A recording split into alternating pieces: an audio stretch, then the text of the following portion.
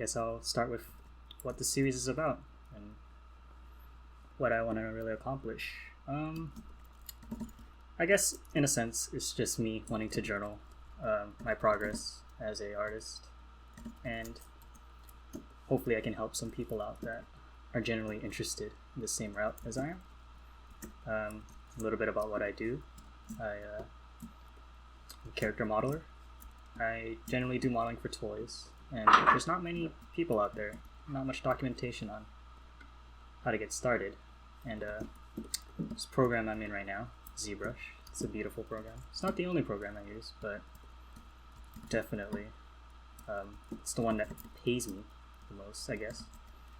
I guess by definition, I do get paid for my work, which is quite nice. But yeah, there's not really going to be a direction in this series. It's going to be mostly just topics that I find interesting to talk about as I'm working, because when you're working on your own for a long time, there's a lot of free time.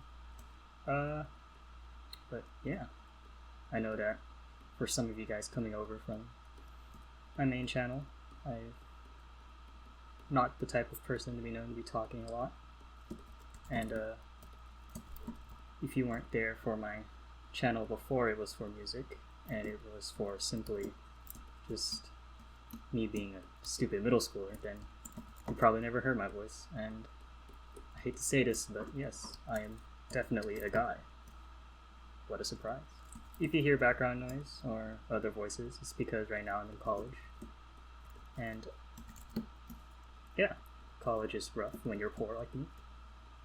But I guess I could also go and explain what's going on in the background. So this is ZBrush. It's a sculpting program, kind of like clay in a sense.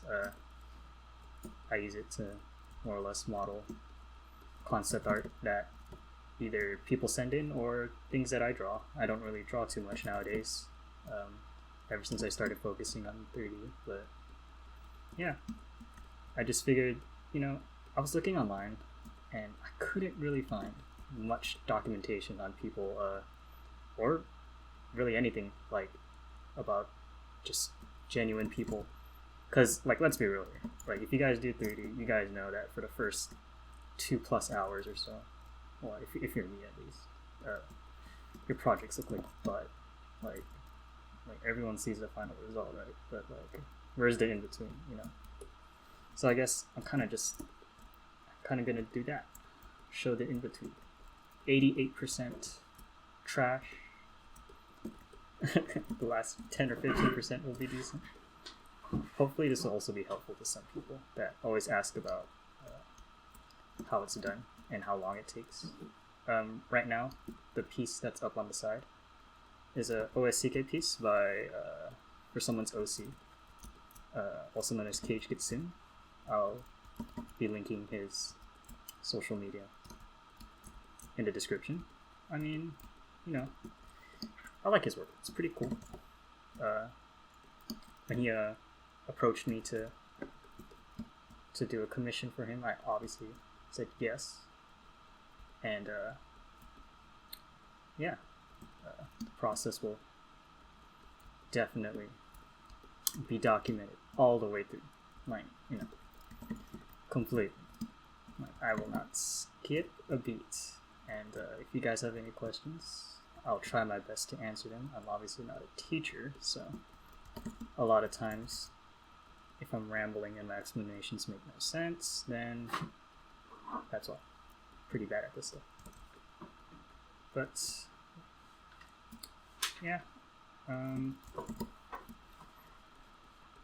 I just really like to model in 3D. I've never actually touched clay before, in a sense.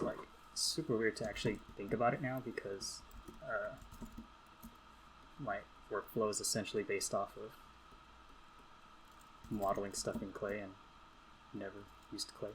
For some reason, I'm getting really weird feedback on my brushes here. There you go. But yeah, sometimes it's I get asked if I have ever done traditional sculpting, and when I say no, I just kind of get funny looks. So like right now, I'm just playing with shapes and trying to see if whether or not I can get the general likeness of the concept. I find that to be the part that takes up the most time, especially when I'm working. It's kind of weird. Like when it clicks, it's hard to explain. When it clicks, but if it doesn't, then you know, it's like, yeah. So obviously, feel free to skip ahead. There's not going to be really any like thing important, I would say. It's just going to be me modeling in my own way, and I'm pretty sure that if you were to pick up maybe later down the road of this, it would look a lot better, and maybe there would be more interesting topics that I would be talking about. Maybe hopefully I can get if this gets going, could possibly ask because I know my coworkers would definitely be down to give their views on how it is right now, at least in the how it is in like a smaller scene. So I guess a little bit about where I work. It's like a smaller prototyping company, not like a AAA studio or anything like the cool kids, you know, with their cafeterias and their, you know, like 10,000 artists that are super talented. Like we're a super small team of maybe like 6 people. 2 of them are stay at home and a couple freelancers. I'm the youngest one on the team, so obviously I'm not like, so if you've ever watched Kagekitsoon, I'm like that Oahsike kid, like, you know, bowing and getting coffee and whatnot for people. It's just the best way to explain it. But yeah, it's probably my second year of doing 3D art. God, it's crazy. Like I can barely draw. But yeah, it's definitely been an interesting path, and I really wish I would have started documenting my journey earlier. And I also, like, for some reason, purged all of my older 3D files that I just thought were embarrassing or terrible. And I kind of regret doing that, because I can't really look back now at how much I've changed or improved. Like, I just always, I guess, suck. As far as I know. Like, definitely not, definitely far to go in terms of skill. If you look at people that I look up to, there's a long way to go. I guess in terms of influential artists that kind of shaped the way that I sculpt, I would say H77GA from YouTube's pretty good. She's like a Russian artist, CG artist, and she makes beautiful models. Let's see who else. You've got Zilong too from ArtStation. He was also at the ZBrush Summit. He was the guy that made the dragons, that taught everyone how to use the snake hook brush. ZBrush Summit's pretty near where I'm at right now for school, actually. I go to a public school here in California called Cal State University Fullerton. If I remember right, I'm pretty sure most of my audience from the main channel, you guys are like in Europe, and you know, a lot of people don't speak English, so it'll be hilarious. And oh my god, what am I making? This is turning out hilariously terrible. I'm so sorry for whoever commissioned this, but you're gonna see in full glory how long it took for me to figure this out, because this is just obviously not gonna work. Obviously, I sculpt a lot slower when I'm talking, so I feel like once I get used to this, it should be better. But yeah, I don't know, this seemed like a really good idea when I was at work, just sitting there, and yeah. Maybe like if you turn off the audio and like speed it up 2 times, it'll be pretty cool. make like a time lapse. But like, yeah. And see, the thing about translating concept to something tangible that so Cage, he wants this to be printed is the final goal, and so turning concept into 3D is definitely a very interesting challenge. I kind of like to look at the way that the concept artist keeps the plane change. So like right here in the jaw, you can kind of see there's like a little, it's like a little bloop, you know, I'll just make noises to indicate it. And then so I just dime mesh this. So if I'm saying terms that don't make sense, I'll try my best to explain it as I remember that it's probably not something that most people know. Right now in this software, what you're essentially doing is pushing around faces, which is kind of like you know, each face makes up 4 points, and 2 points make a line, and yada yada. So you essentially take those faces, you push them around until you get something you like, and then you slap it with colors and make it look whack. So that's essentially what 3D modeling is. Saved you guys 4 years. Don't go into debt to go to school like I did. It's not worth it. But that's a whole nother debacle. But yeah. Ooh, that kind of works. A lot of the time, it's just me playing around until I guess it, and then you kind of have to want to balance between the idea of appeal and sticking true to the concept. Obviously, if you're like, if you've never drawn before, or it's your first time doing 2D art, I would definitely recommend that you probably learn how to draw traditionally before jumping into 3D. Kind of wish I took more time learning the fundamentals of drawing, but live and learn. Let's see. Oh, I can't really talk about anything at work. Most of it's NDA. I guess we can just talk about how I'm going to approach this. So I'm thinking that this model, I'll keep it separated, much like any other project I usually do. I like to keep it separated into different parts, and that way it's a lot easier to make widespread changes once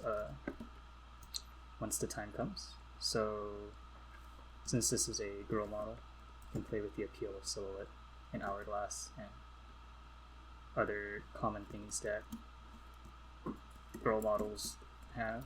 So hourglass figures and long hair.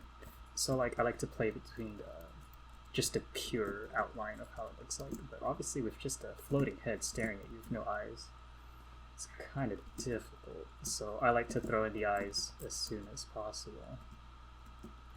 I know that some 3D artists, they really like to get coloring, and at least from my personal experience, color's probably not a priority for me. I don't know why. Maybe it's because most of the concepts I work from tend to lack color, or they're monochromatic. So just like red and shades of red, or black and shades of black. But yeah, if this UI of ZBrush is different from the default, it's probably because the more time you spend in ZBrush, the more different it becomes. It's hard to explain it. All my coworkers, we all use different UIs. my one, I like to focus it more on just stuff that I like to use. And for some people, it's about having the least amount of clutter on their screen. It's kind of like a personal choice on how you would set up your workspace and how important that is for you.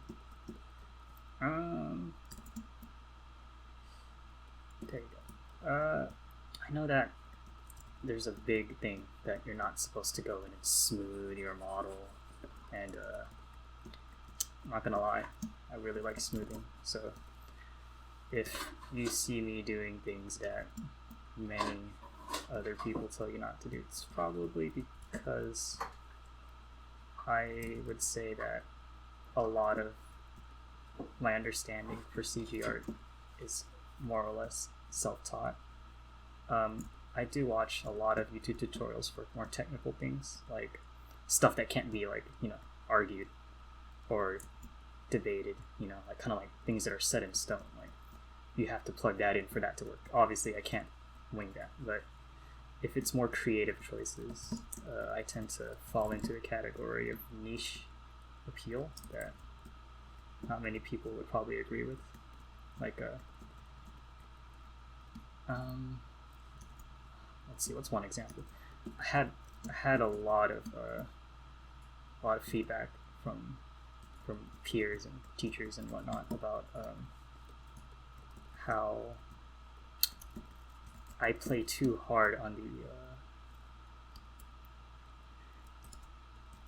the appeal, I guess, and I don't really create for the meaning. I don't know. I mean, my rule is that if it doesn't look good, then what's the point, right? Like, let's be real here. I kind of went into this line of work to more or less make cool stuff. That's really all it comes down to. I don't know, for me, at least personally, I find it really easy to just zone off, and I could just ramble forever, which is why I'm making this. So, yay.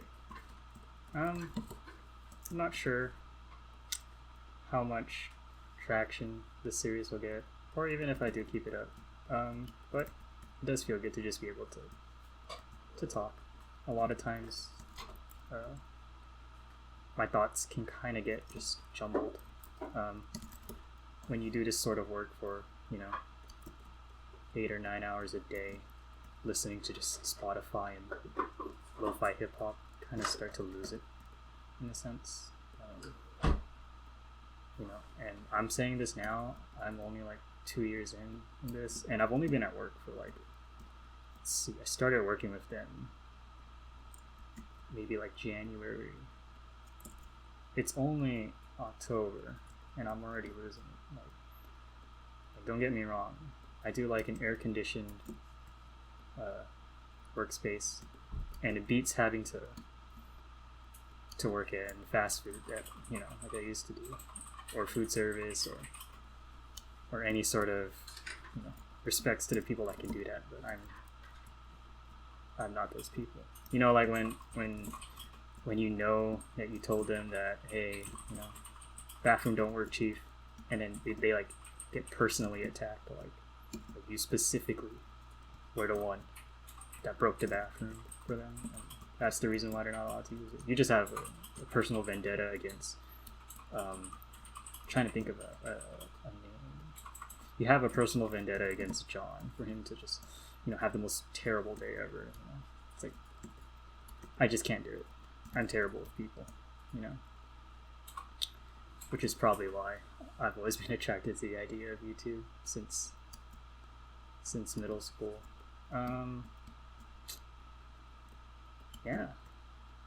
Sorry to say that been really busy with school lately, so obviously I've really taken a step back from uploading as often as I used to. I know back in 2017 of August, YouTube was my senior project, so seeing growth of like 5 to 4,000 subscribers in a month, I was just shocked. But hey,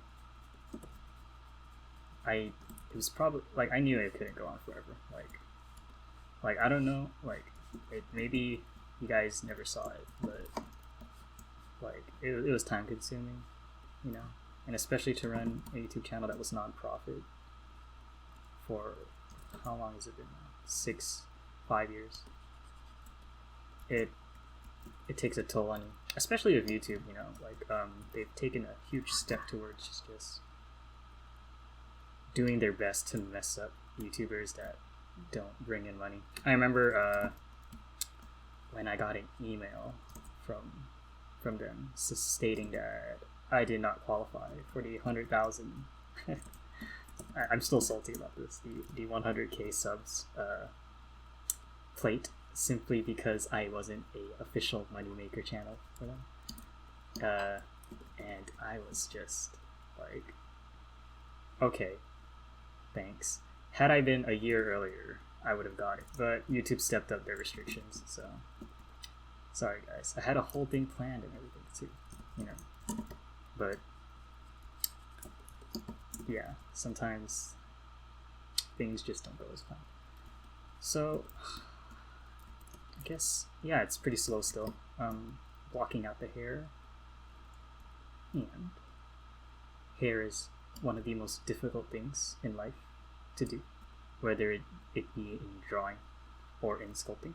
I thought it would be easier with the computer since you'd have something to help you out, but I was wrong. It's still difficult. The only thing that is more difficult or as difficult as hair is hands. It's definitely hands. I remember my first semester at college, I tried to draw hands. The teacher was like, "Those aren't hands." And I was like, "No, you." But yeah, I would say the most difficult part, even now for me, is feedback. Like, obviously I'll take it and I'll listen to it and I'll incorporate it, but God, like, I know, like, you artists out there, y'all feel it, right? You know what I'm talking about, right? when you're just, you put so much effort into something and they just go, "Nah, cheap." It's like, oh man. But 'tis the life of a creative. Lots of feedback, lots of revision, and most importantly, lots of coffee. Dear God. I actually genuinely probably have a coffee addiction at this point. It's just, you know, it smells good. You know, like I drink my coffee black. I know some people genuinely, like, they give me faces when they figure out I drink my coffee black. Like, one of my friends, she's really cool, but whenever I'm drinking my coffee, I can feel, you know, the stares. Like I'm a monster or something. But yeah, so obviously, since this is a first episode, it's gonna just be me talking about whatever I want. Hopefully I can get some feedback from you guys on whether or not you guys want a more technical approach to my uploads, or if you guys want something a little more laid back where I just chill and talk, because I'm down to do whatever. But I'm just trying to get a gauge of the general audience that will be watching these videos. And so yeah,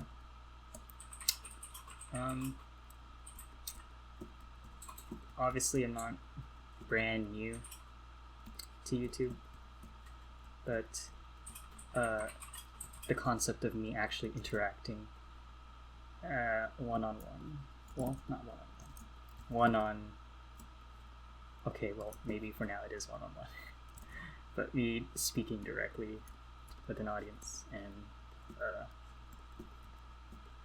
having my actual personality being on the line, definitely something new for me. I'm used to always just being in the background. Like, I do my thing. I hit that upload button. And then I'm gone. I peace out. Let's see. But, yeah. Let me know how this all works out for y'all. Let's see. Guess I can talk about how I want to approach this. So I just did like the base. I'm just doing a basic blocking right now. Obviously, it's super rough from my final and what I actually want. But kind of just trying to get the feel right now of what would be appealing.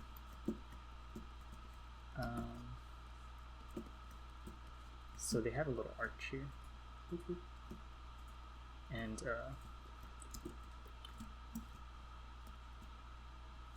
oh yes, shortcuts.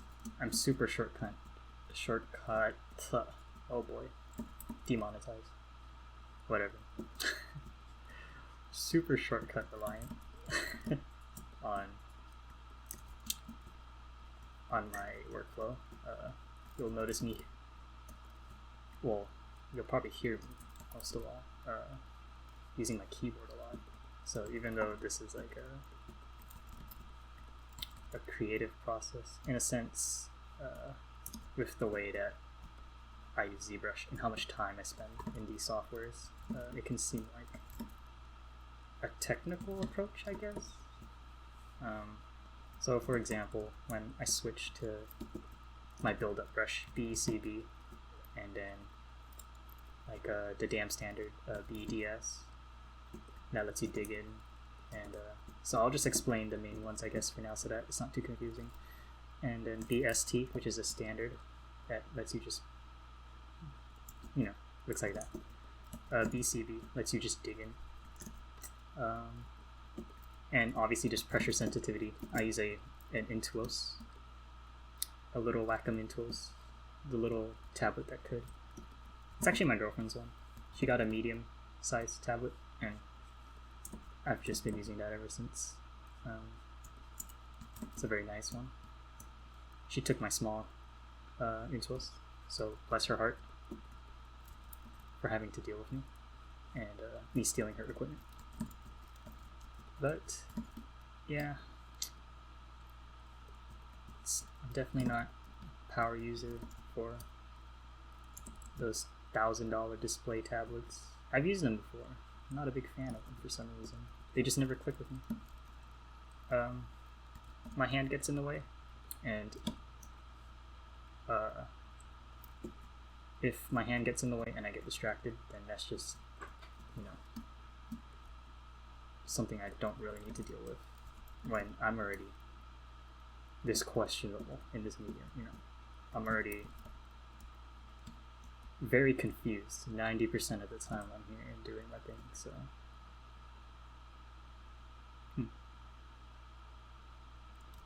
alright, but yeah, it's, I don't know.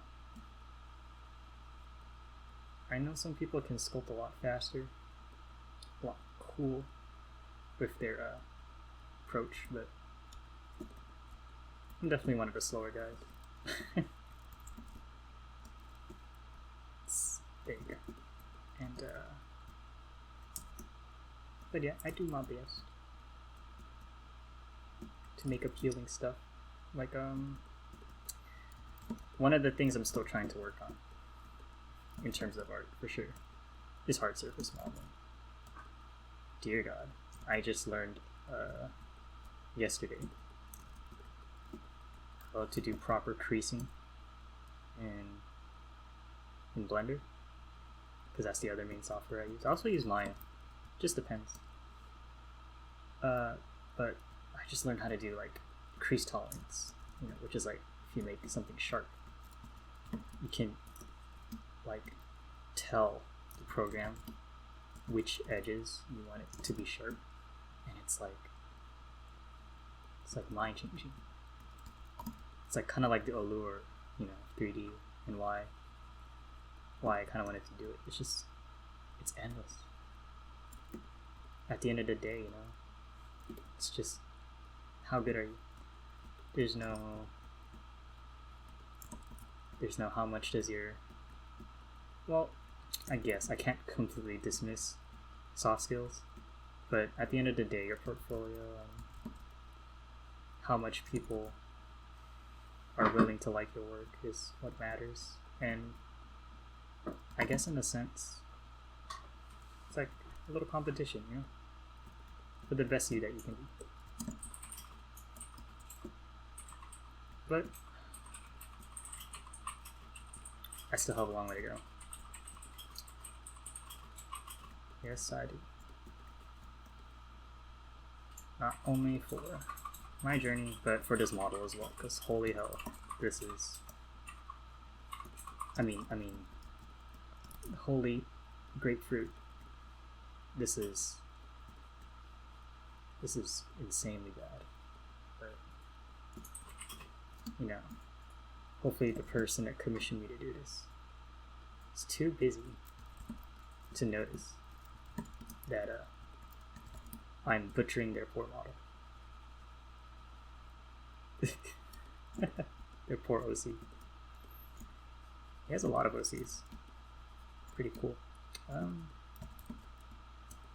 Little NSFW OCs, but you know, I wonder if I'm actually allowed to sculpt those kind of models, like the really NSFW ones, in the name of you know, the name of education and art, right? Probably not. I'll probably get banned on site, but does that mean I'm not going to try? I don't know. Okay, so I'm having a problem with this area here, but we can always just step back and reapproach it later. Let's see. Rectangular eye sockets. Very interesting face. I haven't done a face like this, I don't think, where it's like kind of like angular towards one direction, almost like a kind of dog. Am I thinking of? Huh? Dash hound? I don't know. But yeah, a lot of my modeling is just moving stuff around. I know that you can use base meshes, but I'm stubborn, and I really like the process.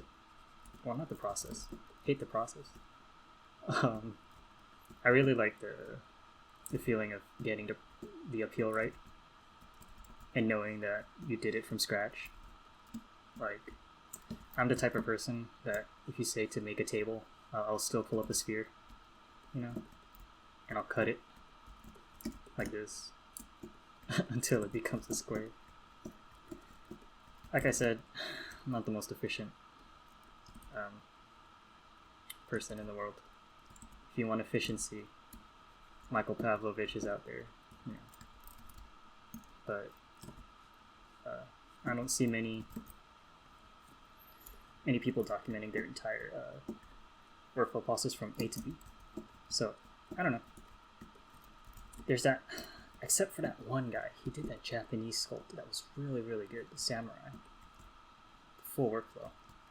Now that is like Bible right there. So right here I'm just masking out. It's not really paint. It's not really anything. It's just kind of like a mask. If you've used Photoshop, you know what I'm talking about. It's just masking. I do really like to play with masks as like a preview for like colors or like patterns that will go on a character. Very interesting.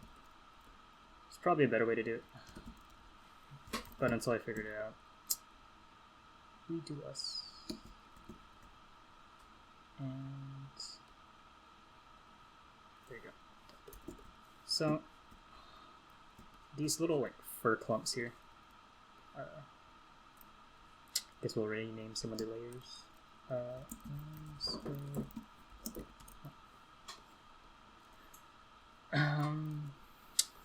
Yeah, eyes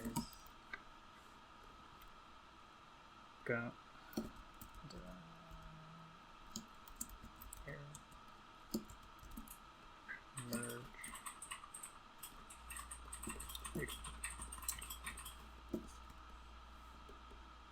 Alright. Slowly coming together. Not really, but we'll get there.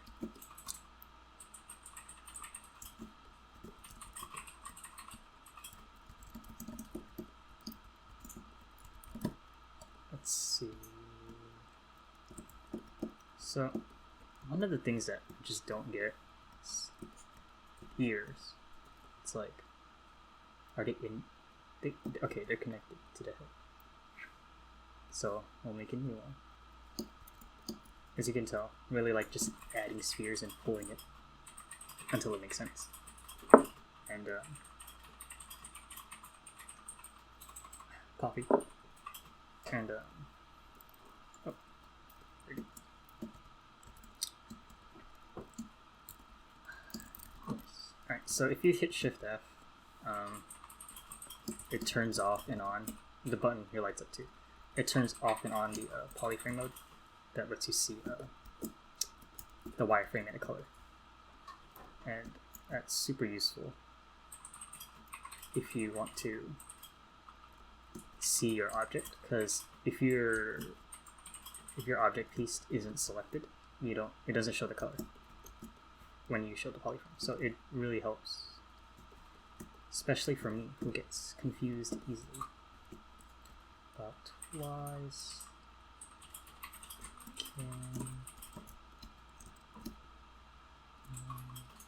just measuring the size of the head relative to the. That's a big ear.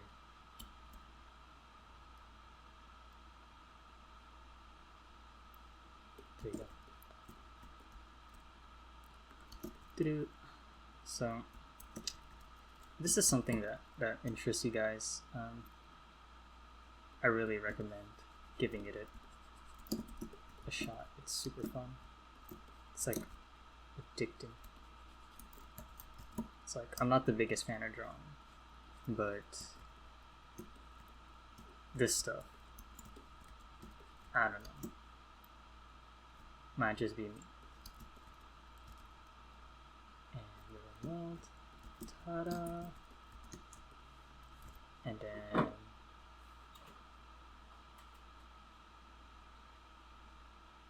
auto groups.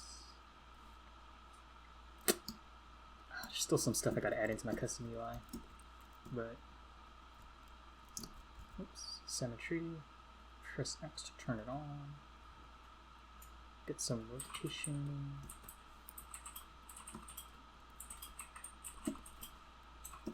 See, in some reference points, the ears super long, and then other ones are pretty short. So I guess that's just up for me to how I want to interpret it. I guess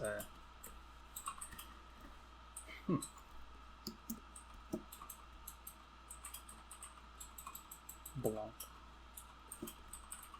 and keep it together like this.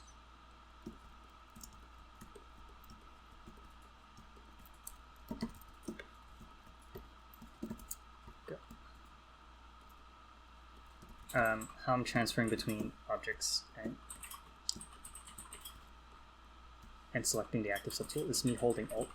I'm on Mac OS, so I don't know if that changes much, because I use a Windows computer at work, so I think they all have the same key names, but yeah, I grew up using Mac OS. So go ahead and activate this one. If you hold down Command, you click on something. If they're different polygroups, it'll mask it. You can mask select. Super cool.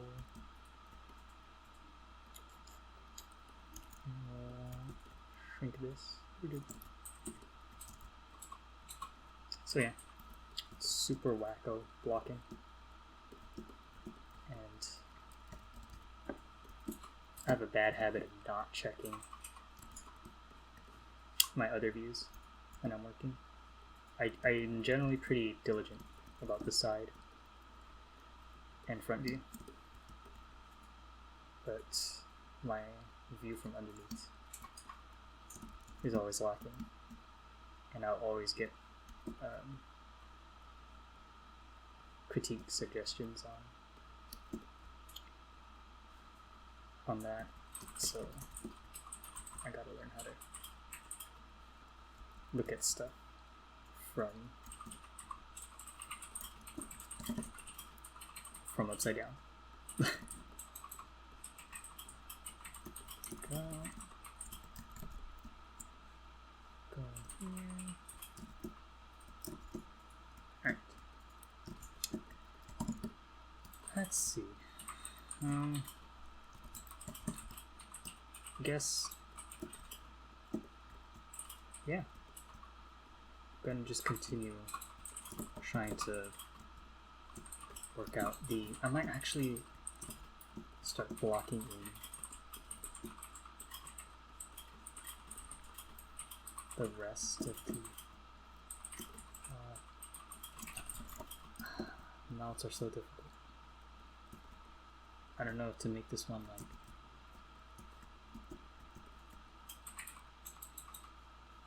tiny, or if I should make it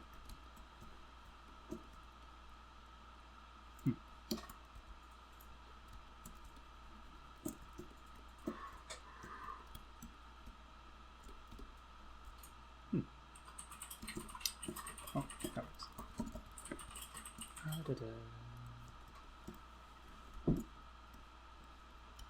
Let's see. There you go.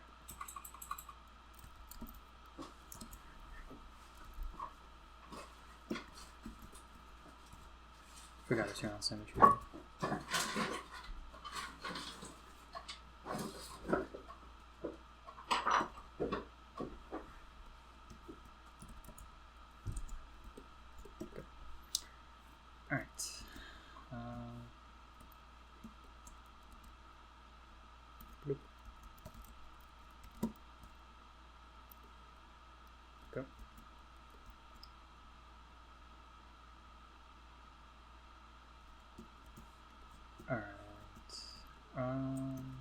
Here's a little bit.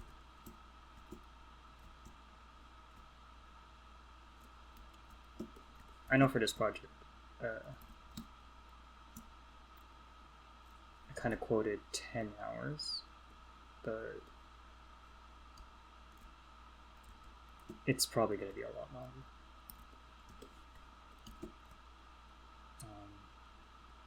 It's pretty complex of a model. But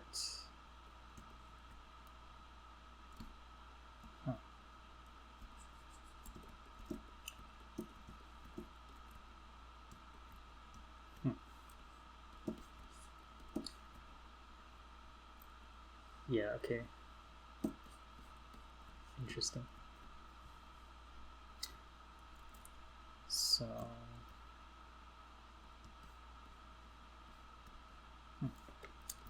okay. Guess we could just do this. I guess we're gonna make her look a little more hardcore. If you look at a lot of my other work for my portfolio, sculpt a lot of basic basic things. There you go. Yeah, kind of see it. A little bit bigger of a forehead though, but yeah.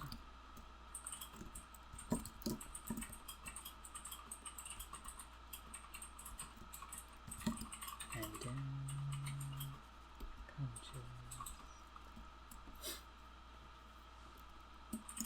bring it up. There you go. Do.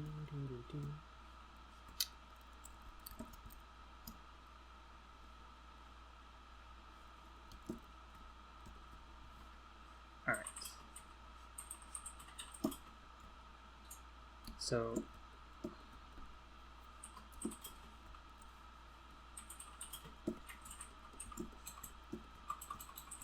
body's gonna be huge. Oh my god.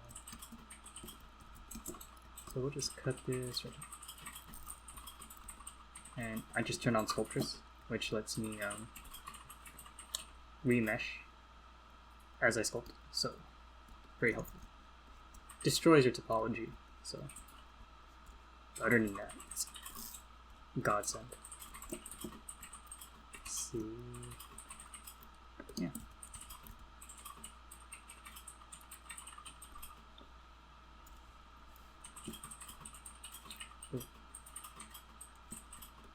So turn on Sculptress here. This will let me just completely tear apart this mesh and give me the flexibility that I need to just go and dictate how I want this to look. Very cool.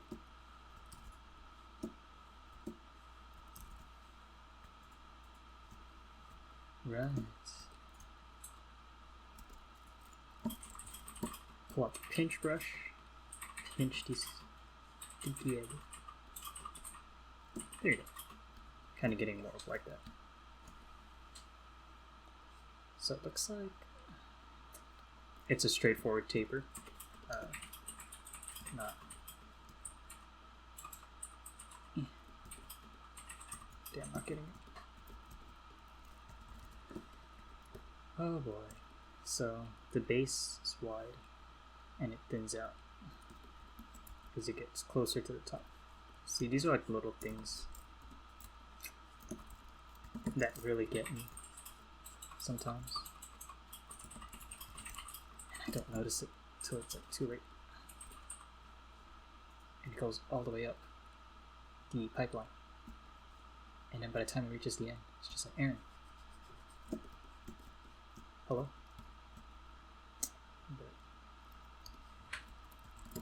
But yeah.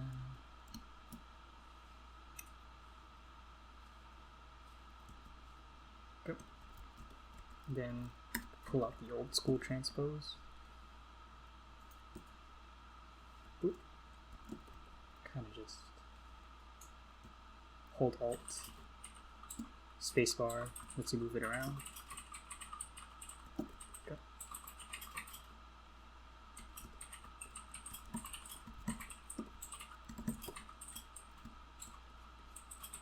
Oh, oops, symmetry. Sculpt up these forms here.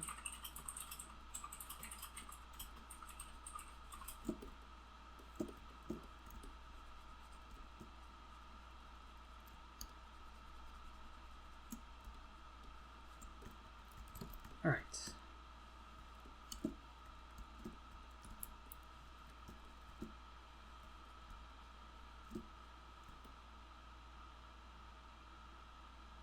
There you go.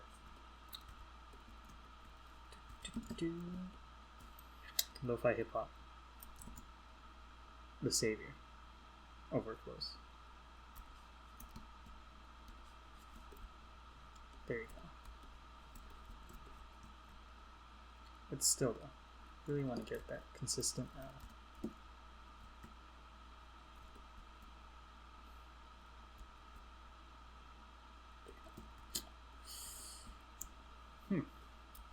well, maybe I should come back to this section later.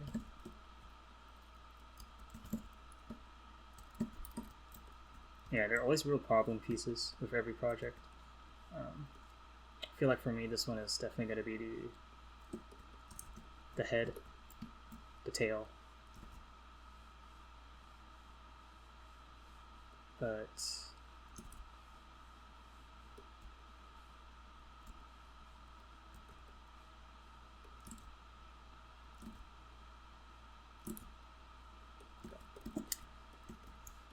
and I know some people like to work with perspective, but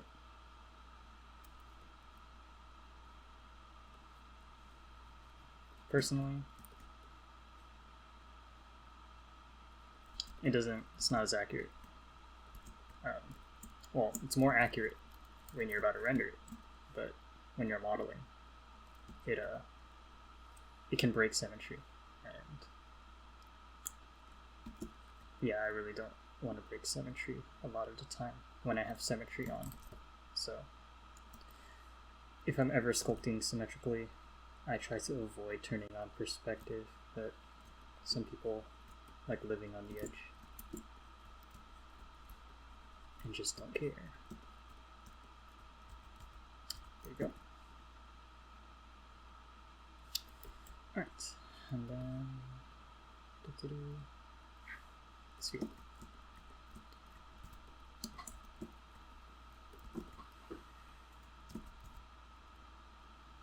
So it looks like big floof balls that just kind of come together like this.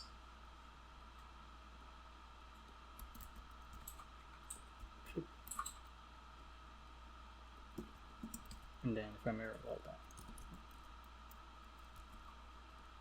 there you go. And then auto groups, under polygroups.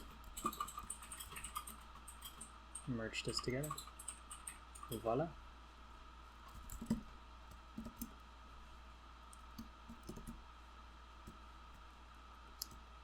Dun, dun.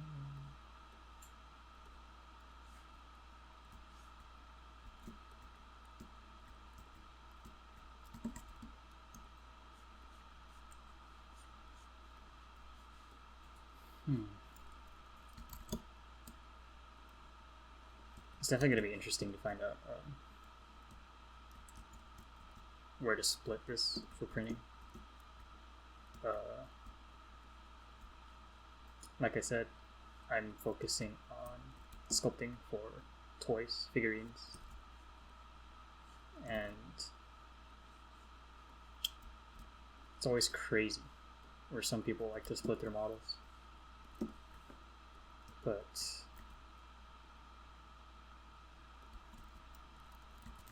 this one might be predictable.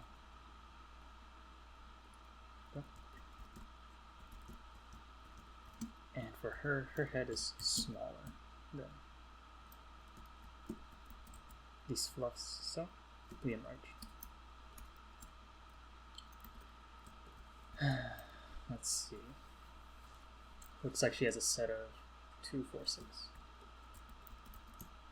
So I like to just yoink. If you hold Command on Mac, I guess Control Windows? I don't know.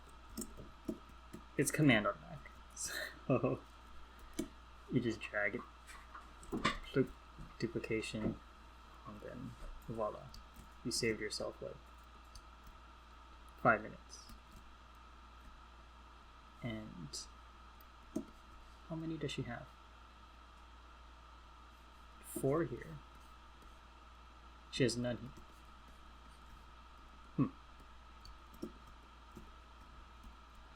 6 might be too much.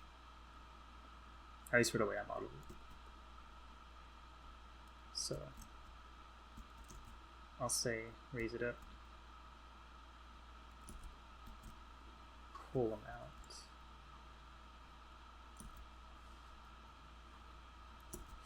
Oh boy.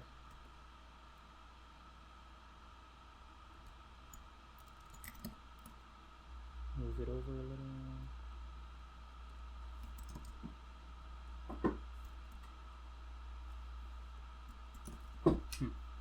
Actually, I have a better idea.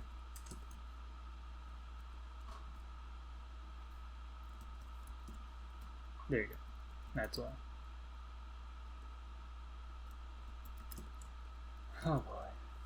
Alright.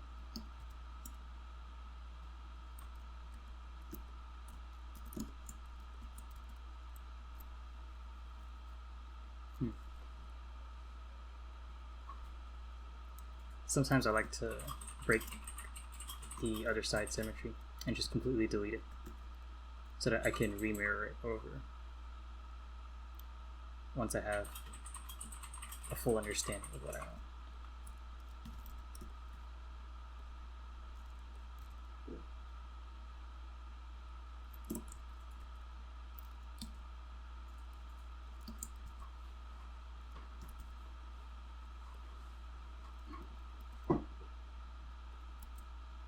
There you go.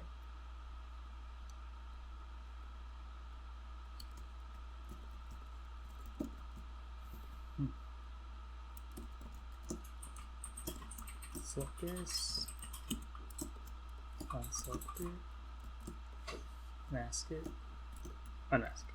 Boom.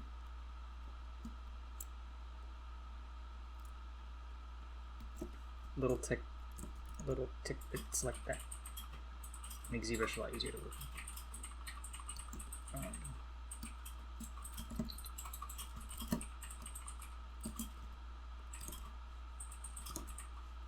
Oh boy. I recently just migrated over from a new UI, so sometimes I still look for buttons in the old places. But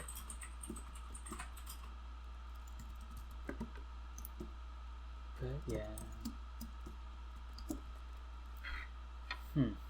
Sorry if this is a little slow for modeling, but it's definitely a challenge because this model's a little weird. It's complicatedly fun.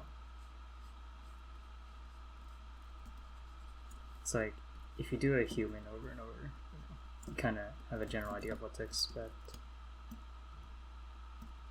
But doing stuff like this,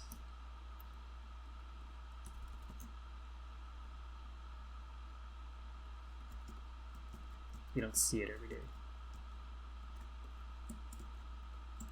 Like, I love this one though. It's a good model. Or good concept. And shrink this.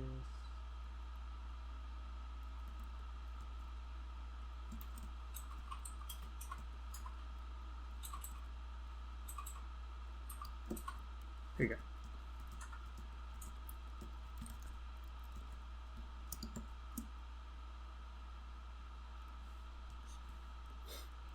So we're getting to that stage where the block in for the upper half of the body is slowly coming in. That's when I like to start the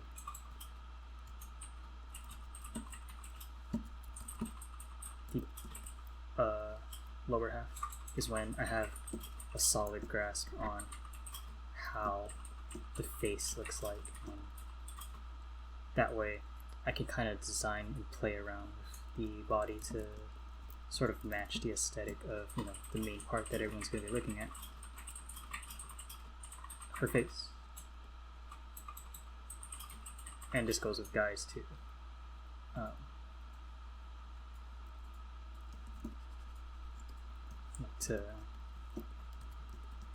And then if you turn it into silhouette mode, you just press V and it kind of dips into the color palette here. So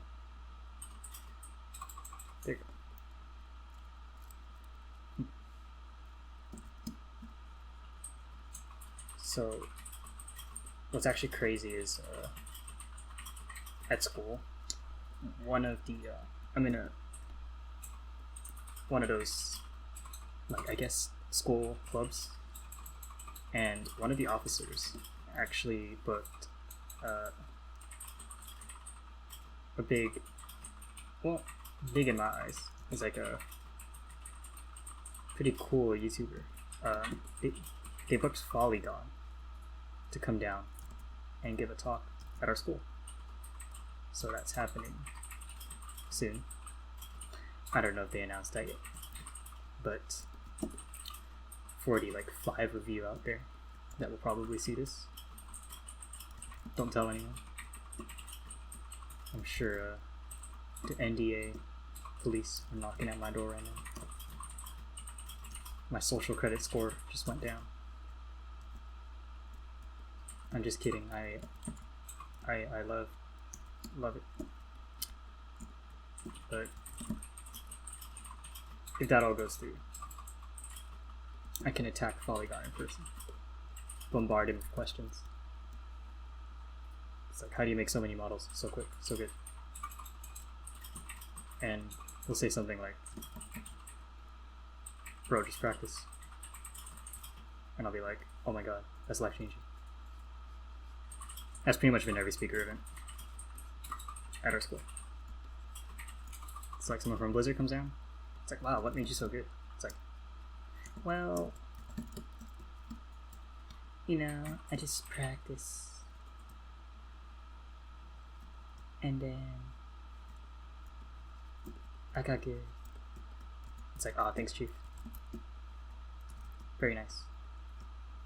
Very helpful.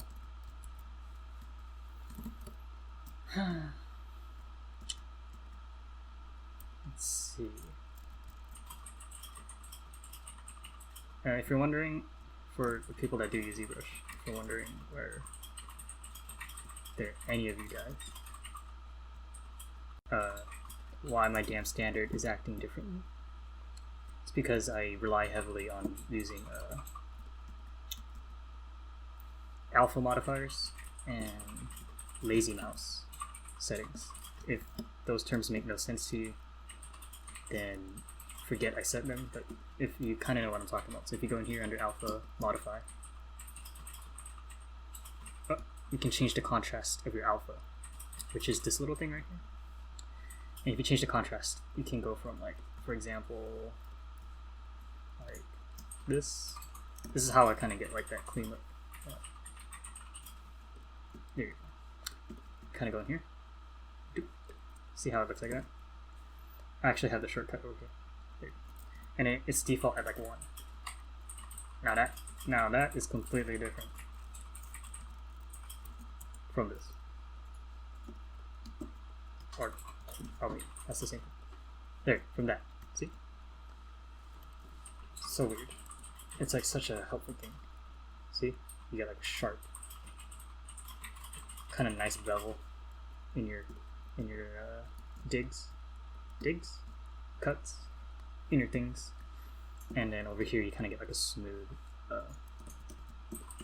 deformation on your damn standard.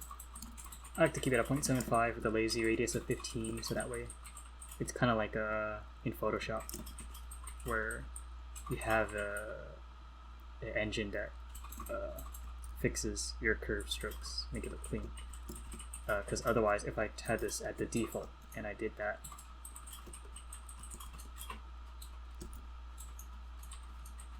you know, maybe it's just a mental thing, but I swear, life changing, at least for me. So, what was that? Eyelashes. Yeah, I'll have to skip that to the end. Come back and check this again. Ooh.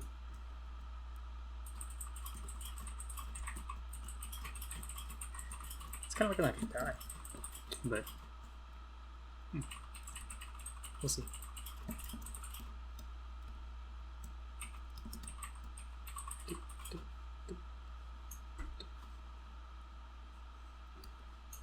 There you go.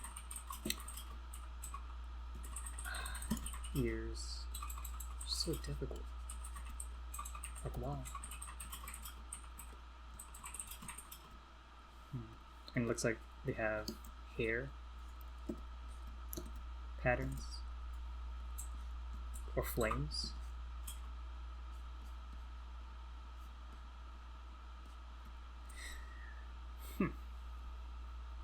I mean, Cage did say this was the original design, so maybe after revisions upon revisions. Ooh. That foot is going to be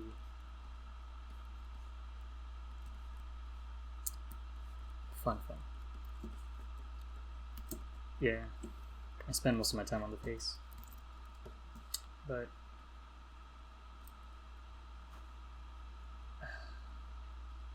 darn.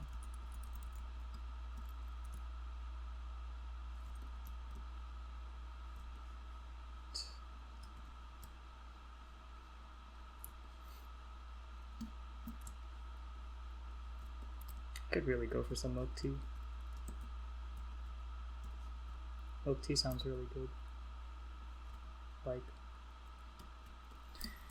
I don't know if you guys can hear it, but I'm definitely Asian, and I'm the most basic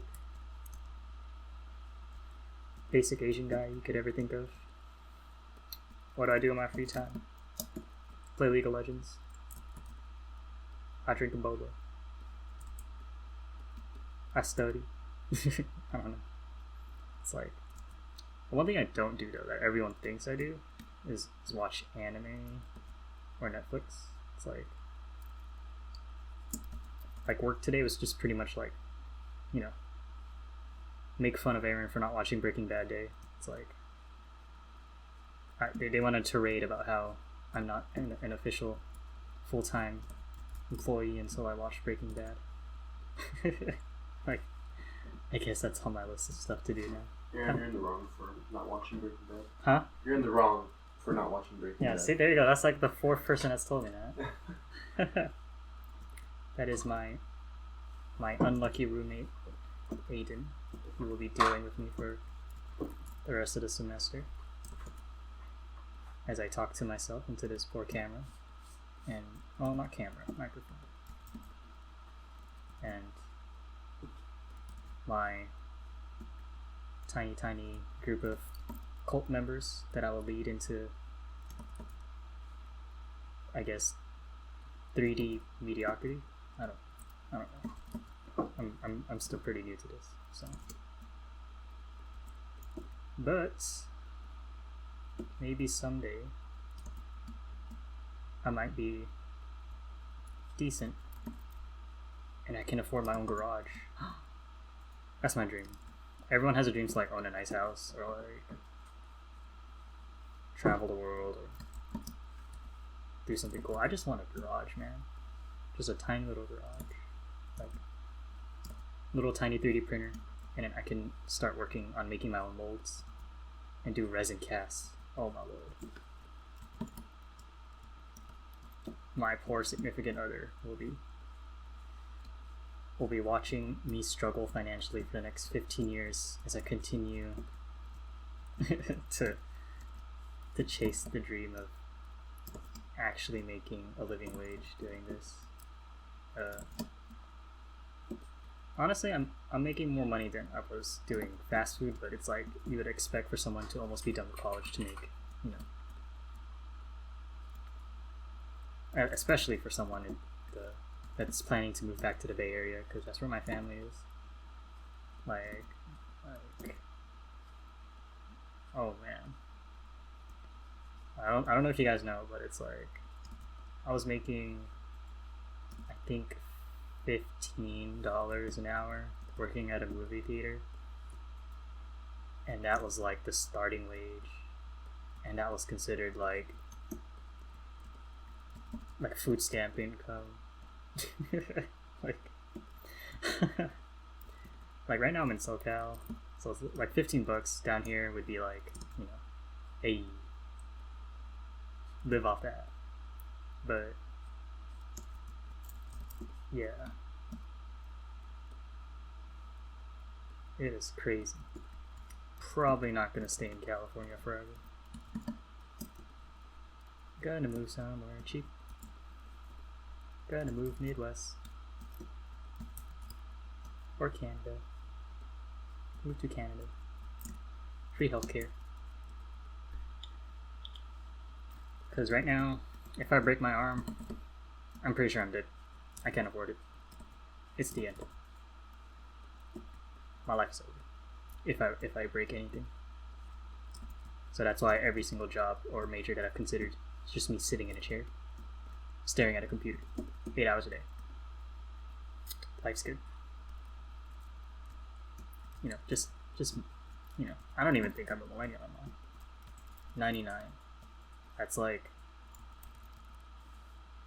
That's either like the last year of the millennials or like, I don't even know what generation comes after that. I don't keep up with those cool stuff. Like, there you go. This forehead, I swear, it is giving me the issue. Like it looks not bad in 3D, but I know that's not what the concept wants. So it's like, push the hair down, I guess.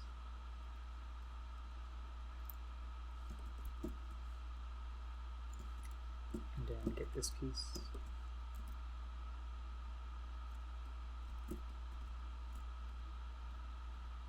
And there's another little piece that I'll make later.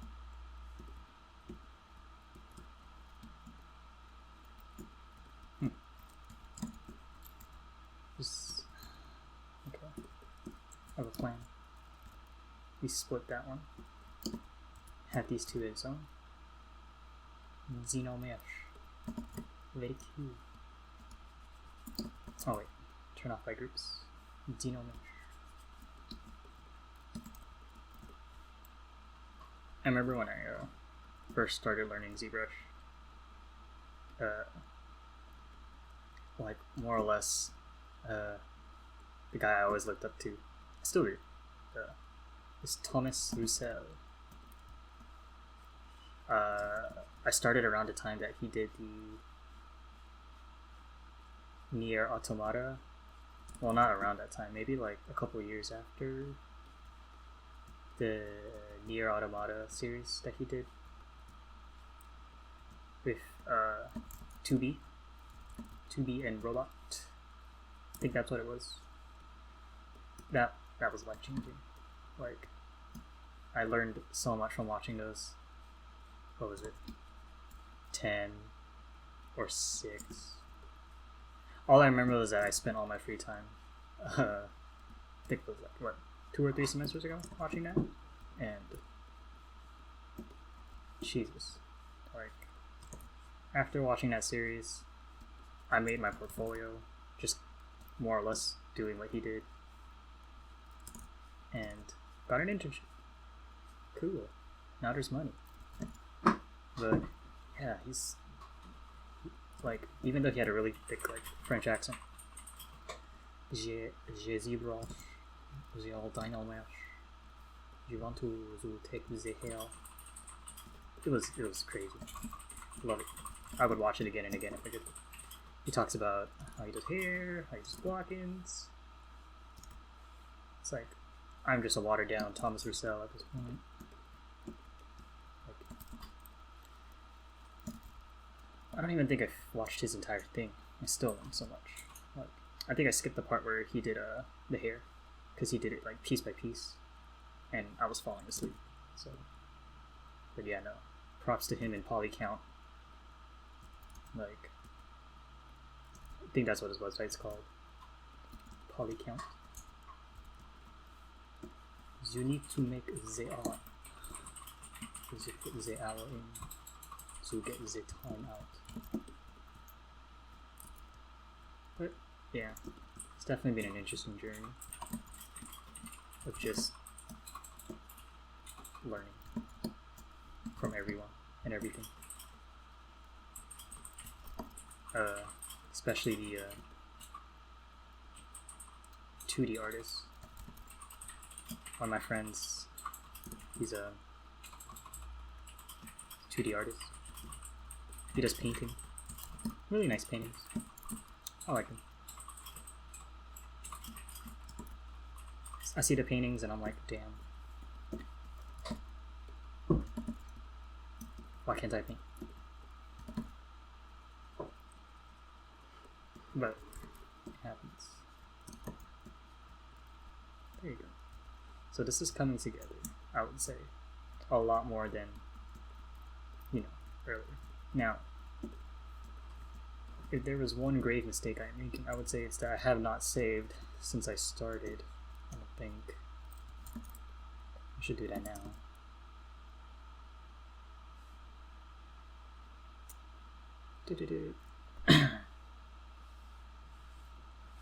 So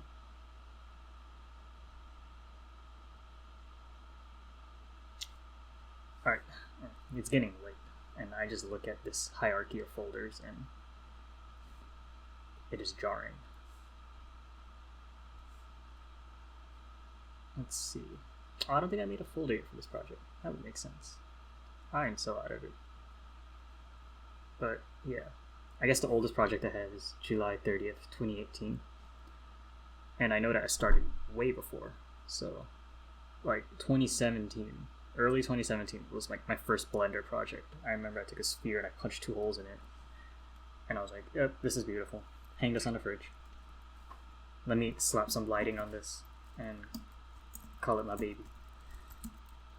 Ugh, wish I would have saved it. It was beautiful. My mother walked in and she was like, "Please don't tell me you're actually switching out of computer science," because I was a comp sci major. Oh, but he did, and now he's making nothing. So I like to save a copy of the Z project so that I have a history to go back to if I make like any sort of drastic changes. And then I also like to save a subtool version of the... There you go.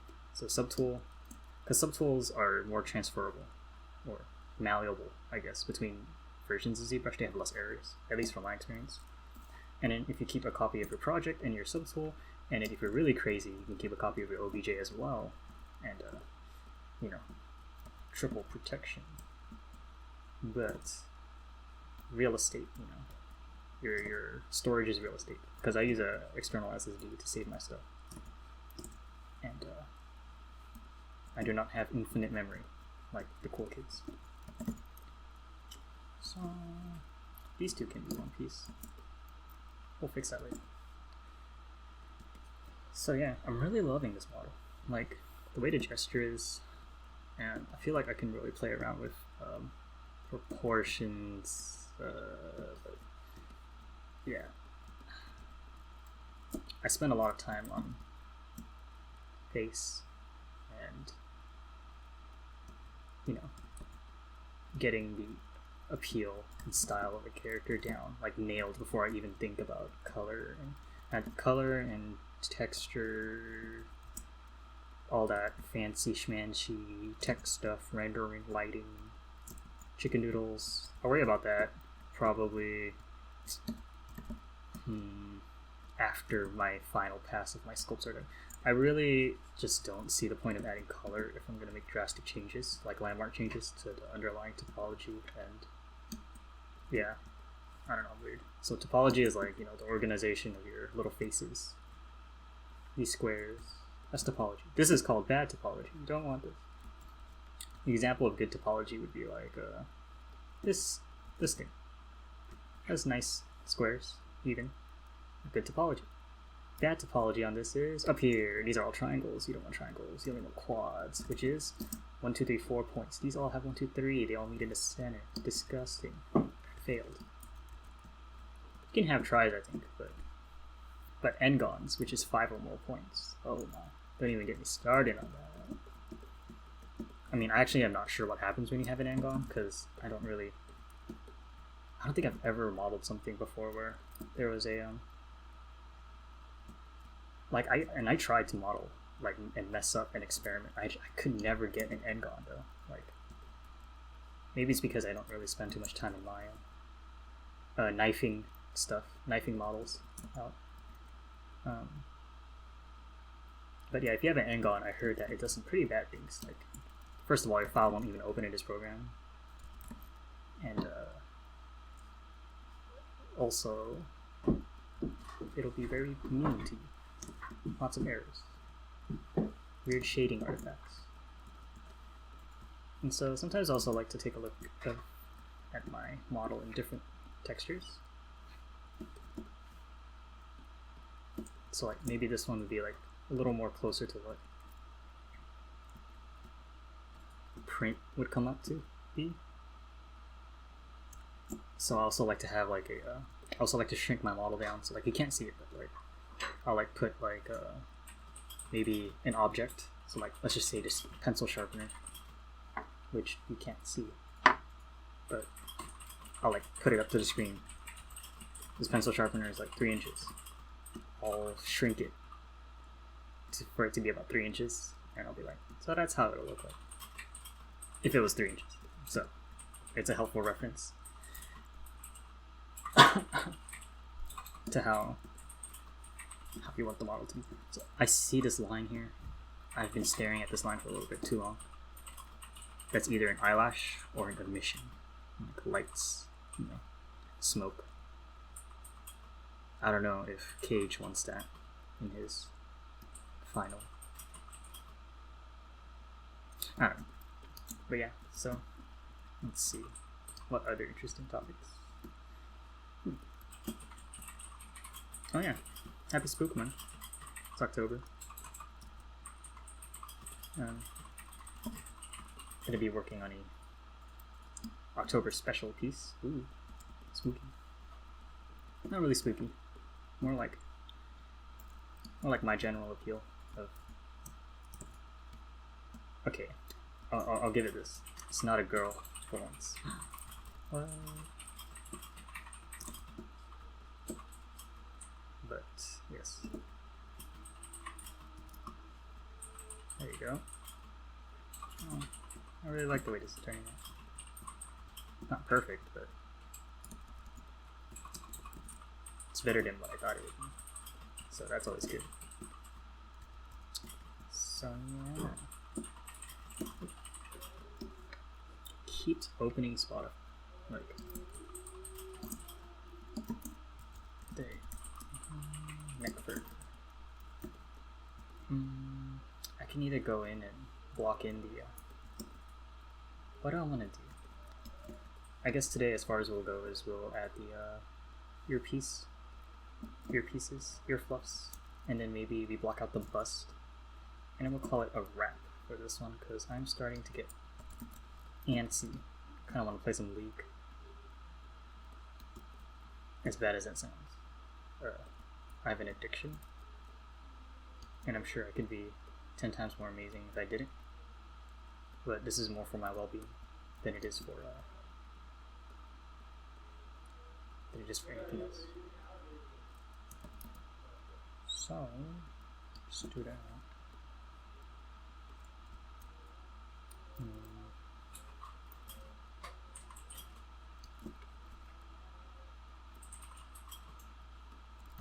Okay.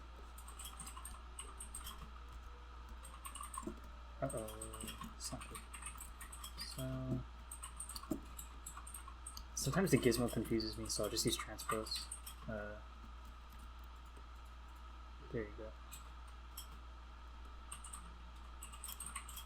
Yeah, I don't know. I kind of started using ZBrush in a weird transitionary phase where I used transpose for my first few projects, and then Gizmo came out.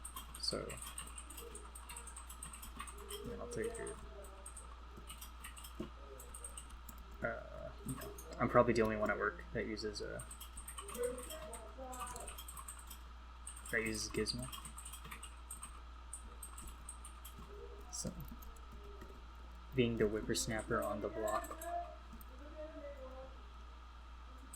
I have to keep up the cool tricks.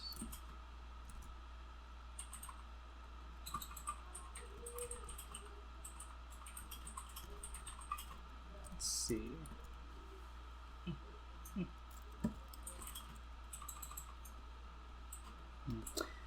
Yeah, it looks very mushy right now, my model, and that's just because the topology right now, the faces, the way it's organized is an absolute horrible mess, and it is not the final product at all.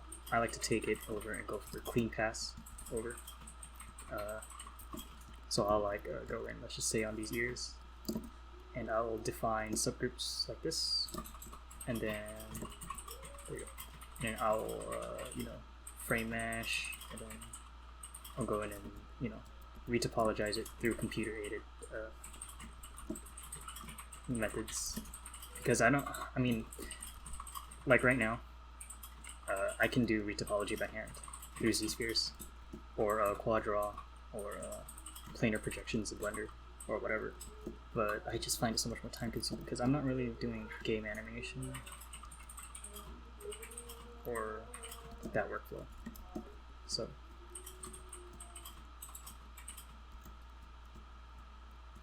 very interesting how these ear pieces go.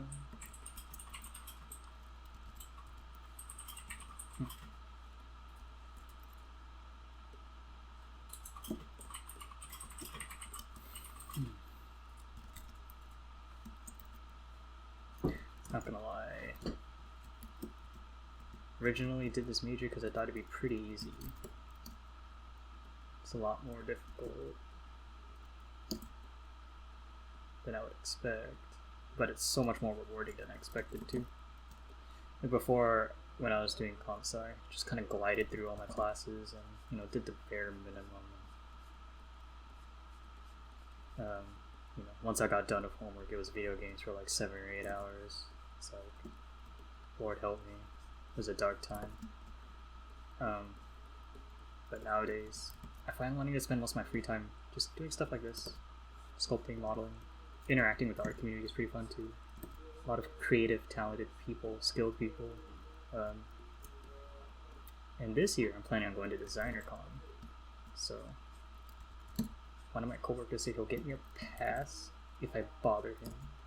So I was like, I'm gonna bother you and see if I can go this year. Take a look at all the other cool kids making toys, figurines, collectibles, and designing stuff, stickers, shirts, kind of cool kid stuff. Sucks that this year my company bailed out of the con. Just a little too busy. But I'm still gonna go, and some of my coworkers are still gonna go. So is life. There you go. Yeah. So now you would honestly think that after a couple hours you'd be done blocking in, right? But no. The blocking is never done. Oh dear. Howdy. I'm so sorry, I'm almost done.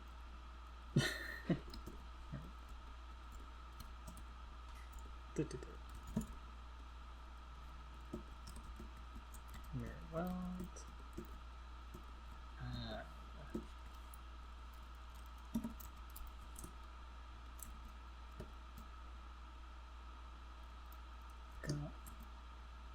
Again, using that control click technique to just, there you go. Like I said, working in separate parts makes it a lot more easier. Like, you get so much flexibility and mobility. You get so much more freedom to just make sweeping changes to the model.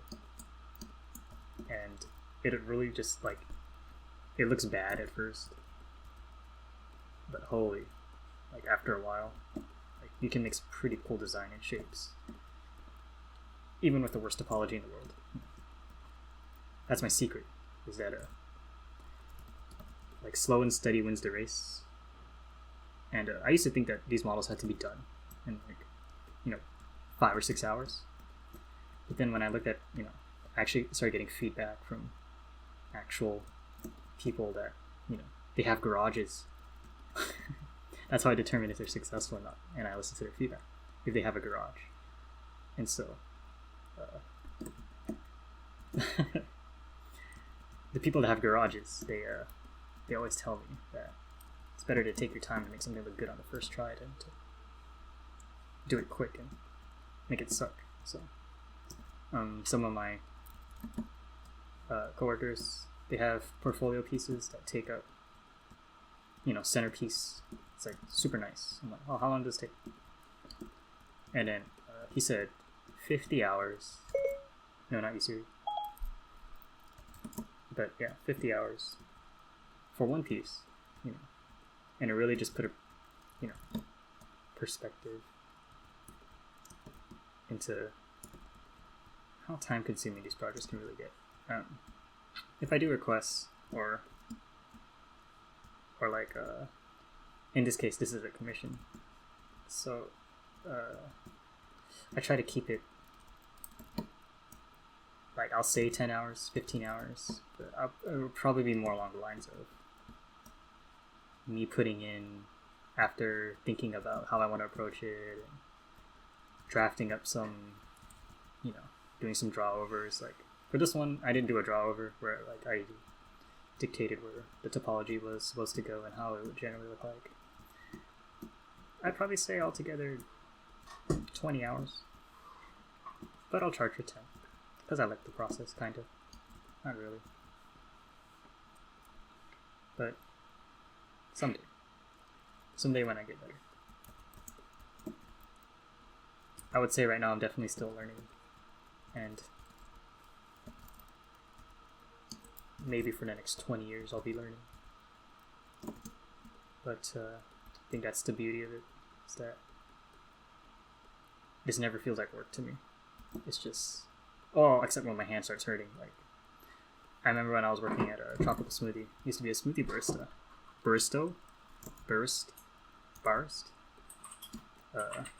I used to always wish that I had an office job.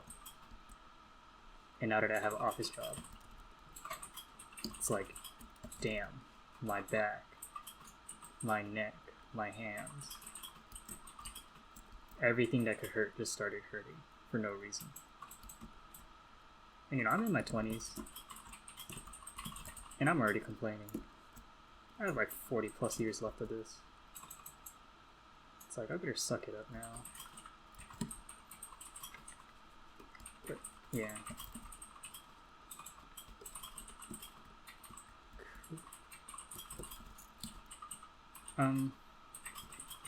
Hopefully someday I can start live streaming. That way, it would be fun, I feel, to have an interactive audience, but right now, it's just impossible. I have a MacBook. So, it's like me just recording off OBS in the first place is already pushing this, like, right here. That's my CPU. It is dying. But, yeah.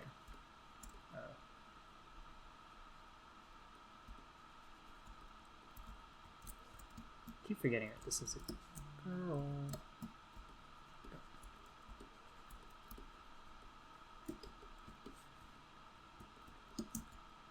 Keeping in mind silhouette.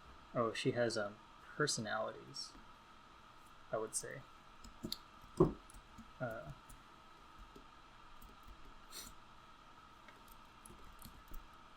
But on the upside, this channel is so new.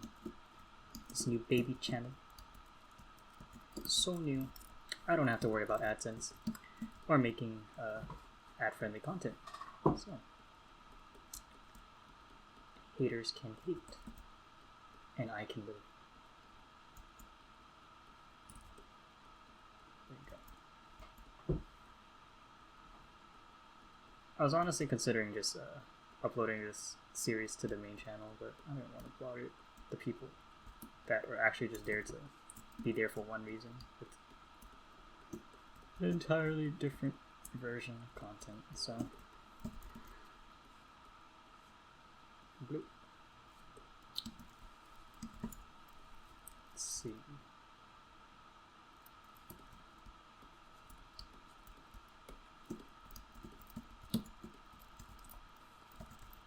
Oof, sometimes my fingers leave home though, and I mess up my shortcuts. It's like, just know.